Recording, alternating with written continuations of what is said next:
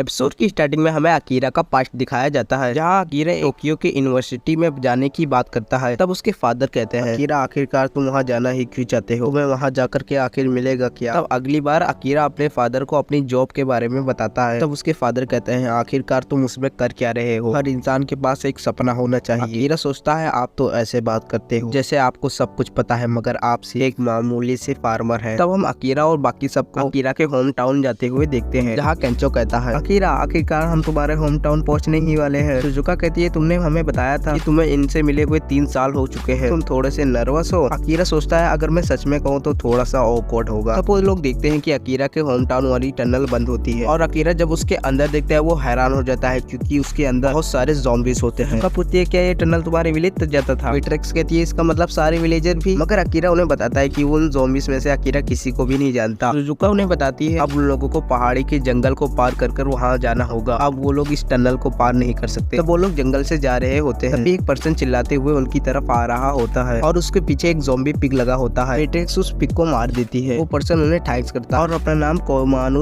ओसारू बताता है। अकीरा उसे पूछता है कि आखिरकार वो इस जंगल में कर क्या रहा है। कोमानू उन्हें बताते हैं कि शहर में तो हर जगह मॉन्स्टर भरे पड़े हैं, तो वो रहने के लिए एक जगह ढूंढने आए थे, तभी उनके पीछे ये जानवर लग गया और मेरे पीछे ही पड़ गया। कोमानू उन्हें एक आधा ट्री हाउस दिखाते हैं और उन्हें बताते हैं कि मैं एक ट्री हाउस बना रहा हूँ, मैं पहले एक मास्टर कारपेंटर था, तो तुम्हारे पास कोई घर ना हो तो तुम उसे खुद बना लो। और वो उन्हें फॉरेस्ट के अलग अलग फायदे बताने लगते हैं, जिसे सुनकर अकीरा एक्साइटेड होकर कोमानू से कहता है, क्या आपको कुछ लोगों की मदद चाहिए। सुजुका कहती है, उसके पेरेंट्स का क्या होगा। अकीरा कहता है, मैं अपने आंखों के सामने किसी भी इंसान को मुसीबत में नहीं देख सकता। सुजुका, तुम इतनी पत्थर दिल कैसे हो सकती हो, ये एक सीक्रेट बेस बन सकता है और इससे हम नेचर से भी जुड़े रहेंगे, एक ऐसा डिजाइन जो पूरी तरह से अलग हो, और ऐसे ट्री हाउस में बस हम एक बार रह सकते हैं। कोमानू कहते हैं, तुमने जो कहा मुझे समझ तो नहीं आया, मगर तुम्हारी बातें अच्छी लगी। तब वो लोग उस ट्री हाउस को बनाने लगते हैं। कोमानू अकीरा को बताते हैं कि उसके एज का उसका भी एक बेटा था, जो उसके साथ एक ट्री हाउस बनाने की जिद करता रहता था। अकीरा पूछता है, तो अब आपका बेटा कहाँ है। कोमानू रोते हुए कहते हैं, मेरी वाइफ ने ही मेरे बेटे को मेरे सामने काट लिया, जिस वजह से मुझे अपने ही हाथों से उन दोनों को मारना पड़ा। मुझे लगता था कि हमारे पास बहुत ही टाइम है, और जब मैं रिटायर हो जाऊंगा तब हम लोग मिलकर एक ट्री हाउस बनाएंगे। मगर जैसे कि लोग कहते हैं, जब बच्चे अपने पेरेंट्स को कुछ देने के लिए काबिल होते हैं, तब तक बहुत देर हो चुकी होती है, और शायद ये उल्टा भी काम करता है। अकीरा कहता है, मैं आपके साथ हूँ, चलो ट्री हाउस को बनाएं। तब वो लोग मिलकर उस ट्री हाउस को बना लेते हैं और बहुत खुश होते हैं, और उसमें थोड़े समय रहने के बाद अकीरा कोमानू को थैंक्स करके वहाँ से जाने लगते हैं। और अकीरा ने अपने लिस्ट में से एक विस्क काट दिया था। तब वो लोग पहाड़ के किनारे से जा रहे होते हैं, और चलते चलते अकीरा अपने होम टाउन पहुँच जाता है, जहाँ की हालत देखकर वो सब हैरान हो जाते हैं, क्योंकि वहाँ पर एक भी पर्सन नहीं होता। अकीरा अपने घर की ओर भागने लगता है, और वो जैसे ही दरवाजा खोलता है वो देखते हैं वहाँ सब नाच रहे होते हैं। देखकर वो सभी हैरान हो जाते हैं, और अकीरा अपने फादर को देखकर रोने लगता है, और उन्हें अपनी जिंदगी की सभी चीजों के लिए थैंक्स करता है, और उनसे माफी भी मांगता है कि वो अभी तक उनसे मिलने नहीं आ पाया। तब अकीरा के फादर उसे एक पंच मारते हैं और कहते हैं, तुम ये सब कहने के लिए वापस आए हो, पहले ये देखो इस दुनिया में क्या कुछ चल रहा है, और तुम सभी अकीरा के दोस्त हो, है ना। और उन सबको आराम करने के लिए कहते हैं। तब अकीरा की मॉम सबके लिए खाना बनाती है, और उसे खाते हुए सुजुका पूछती है, अभी तक आप यहाँ रुके हुए क्यों हो, आपको यहाँ कोई प्रॉब्लम नहीं होती। अकीरा की मॉम बताती है, वो लोग हर विंटर यहीं पर रहते हैं, और वो लोग फार्मिंग और हंटिंग से उन्हें कभी फूड की कमी नहीं होती। बेट्रिक्स उनसे टनल वाले ज़ॉम्बीज के बारे में पूछती है। तब अकीरा की मॉम बताती है, जैसे ही लोगों को पता चला कि ये जगह सुरक्षित है, तो वो लोग सिटी छोड़कर यहाँ आने लगे, मगर उनके साथ कुछ इन्फेक्टेड पर्सन भी थे, और वो लोग एक दूसरे को काटने लगे, इसीलिए उन लोगों को इस टनल को बंद करना पड़ा। और वो ये भी बताती है कि अभी भी यहाँ कुछ सिटी के लोग हैं। सुजुका, केंचो और बेट्रिक्स उस विलेज को घूमने के लिए चले जाते हैं, और अकीरा अपनी मदर का केयर करता है। तब अकीरा के फादर उसे खेत ले जाते हैं। तब शाम को अकीरा नदी के किनारे सब्जियां लेने गया होता है, और अकीरा के फादर के मुंह से खून निकल रहा होता है, और वो कहते हैं कि उनके पास ज्यादा अब समय नहीं बचा है। तब वो लोग अपने घर की ओर जा रहे होते हैं, और उनके बगल से कुछ लोग गुजरते हैं। अकीरा के फादर कहते हैं, यहाँ कुछ सिटी के भी लोग हैं। तब वो लोग टनल के पास आते हैं, और उनमें से एक लड़का कहता है कि हमें इसे सच में करना पड़ेगा। तब हमें उस लड़के का पास दिखाया जाता है, जहाँ वो नकारा होता है, मगर एक दिन ज़ॉम्बीज वायरस आ जाता है, और वो लड़का कुछ लोगों से मिलता है, और वो लोग एक नोटबुक में बुरी बुरी बातें लिखने लगते हैं, और उसका टाइटल होता है, वो 100 चीजें जो हम ज़ॉम्बीज बनने से पहले करना चाहते हैं। यहीं पर एपिसोड का एंड हो जाता है। नेक्स्ट एपिसोड का लिंक आपकी स्क्रीन पर आ रहा होगा, अगर उससे पहले आप वीडियो को लाइक कर दीजिएगा, चैनल पर नए सब्सक्राइब कर लीजिएगा। Thanks for watching.